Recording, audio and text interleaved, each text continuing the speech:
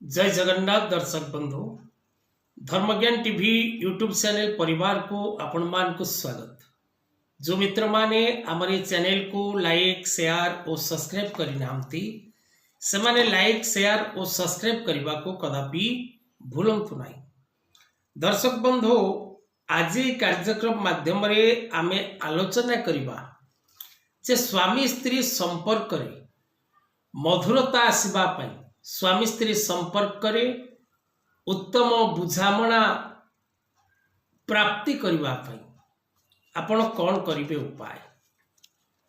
अनेक व्यक्ति विशेष माने अछंती जो मानकर स्वामी स्त्री संपर्क रे दर्शक बंधु मधुरता नहीं, पवित्रता नहीं, उभयंक मध्यरे विवाद, उभयंक मध्यरे कथा कटाकटी, उभयंक मध्यरे अशांति प्रायतः देखा जाउछि।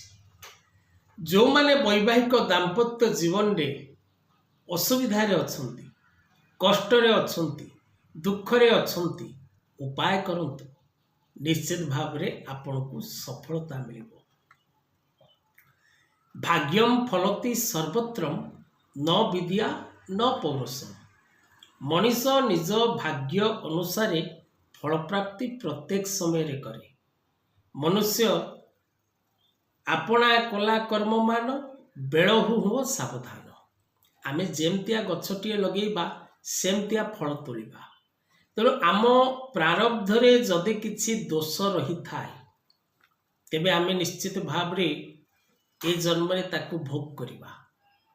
तेणु स्वामी स्त्री संपर्क रे जदि विवाद रहुथाए, अशांति रहुथाए, कलह रहुथाए एवं उभय को नहीं अशांति भोग करुथांती तेबे उत्तम संपर्क बा उत्तम अवस्था सृष्टि करबा पई ज्योतिष शास्त्र रे, धर्म शास्त्र रे अनेक उपाय रहिछि। जो उपाय प्रयोग करबा द्वारा, पालन करबा द्वारा आपनक वैवाहिक दाम्पत्य जीवन रो अशांति निश्चित भाव रे सुख रे परिणत हुए। तेबे कौन करिवे उपाय? जदि आपण स्वामी स्त्री संपर्क रे कष्ट भोग करछन्ति, उभय स्वामी एवं स्त्री ए उपाय पालन करबा उचित।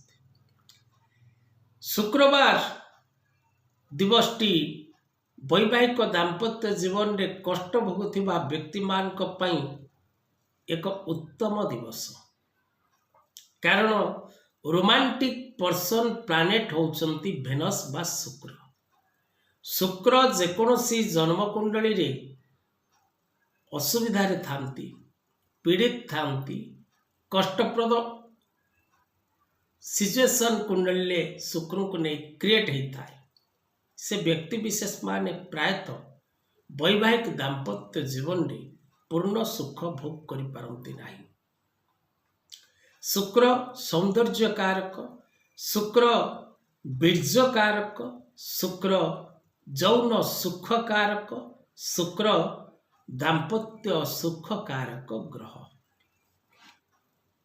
पुरुष कुंडलीर शुक्र एवं स्त्री कुंडलीर बृहस्पति सेमानक दाम्पत्य जीवन सुख एवं दुख विषय अनेक किछि सूचना प्रदान करिथांती।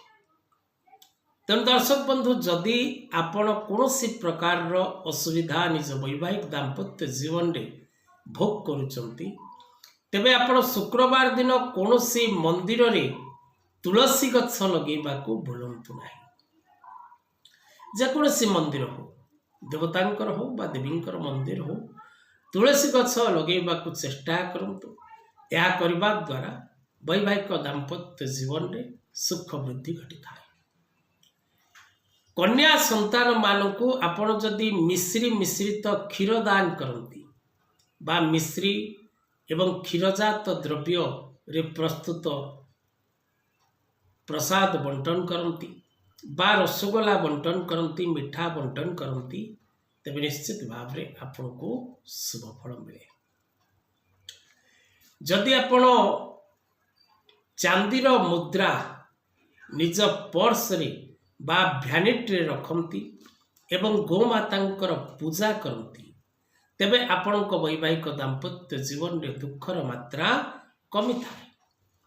ଆପଣ ପ୍ରତ୍ୟେକ ଦିନ ଯଦି ହର ପାର୍ବତୀଙ୍କର ଫଟୋଚିତ୍ର କିମ୍ବା ଲକ୍ଷ୍ମୀ ନାରାୟଣଙ୍କର ଫଟୋଚିତ୍ର ପୂଜା କରନ୍ତି, ତେବେ ଆପଣଙ୍କ ଜୀବନରେ ବୈବାହିକ ଦାମ୍ପତ୍ୟ ଜୀବନରେ ସୃଷ୍ଟି ହେଉଥିବା ବିପଦରୁ କଷ୍ଟରୁ ଆପଣଙ୍କୁ ମୁକ୍ତି ମିଳିଥାଏ।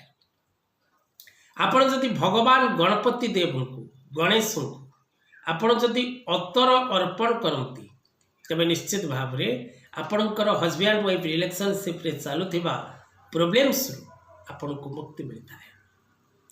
ଆପଣ ଯଦି ତ୍ରିଶକ୍ତି ତ୍ରିଦେବ କର୍ମ ବାଧାନାଶକ ବା ତ୍ରିଶକ୍ତି ତ୍ରିଦେବ ଯନ୍ତ୍ର କବଚ ବିବାହ ବାଧାନାଶକ ଧାରଣ କରନ୍ତି, ତେବେ ମଧ୍ୟ ଆପଣଙ୍କର ବୈବାହିକ ଦାମ୍ପତ୍ୟ ଜୀବନର ସୁଖ ଫେରି ଆସିଥାଏ। ଦର୍ଶକ ବନ୍ଧୁ, ଯଦି ଆପଣ ସ୍ୱାମୀ ସ୍ତ୍ରୀ ସମ୍ପର୍କରେ ଦୁଃଖ ଭୋଗ କରୁଛନ୍ତି, କଷ୍ଟ ଭୋଗ କରୁଛନ୍ତି, ପୀଡ଼ା ଭୋଗ କରୁଛନ୍ତି, ତେବେ ପ୍ରଥମ ଆପଣ ଉଭୟଙ୍କର ଜନ୍ମକୁଣ୍ଡଳୀ ବିଚାର କରି ନେବାର ଆବଶ୍ୟକତା ରହିଛି। ଜନ୍ମକୁଣ୍ଡଳୀ ବିଚାର କରିବା ଦ୍ୱାରା ଆପଣଙ୍କର କ'ଣ ପ୍ରୋବ୍ଲେମ୍ ରହିଛି, କ'ଣ ପାଇଁ ଆପଣ ଦଣ୍ଡ ଭୋଗୁଛନ୍ତି, କ'ଣ ପାଇଁ ଆପଣ କଷ୍ଟ ପାଉଛନ୍ତି, ନିଶ୍ଚିତ ଭାବରେ ଜାଣିପାରିବେ। ତେବେ ଦର୍ଶକ ବନ୍ଧୁ, ଆଜିର କଥାବସ୍ତୁକୁ ଏଇଠି ରଖିବା। ଜୟ ଜଗନ୍ନାଥ।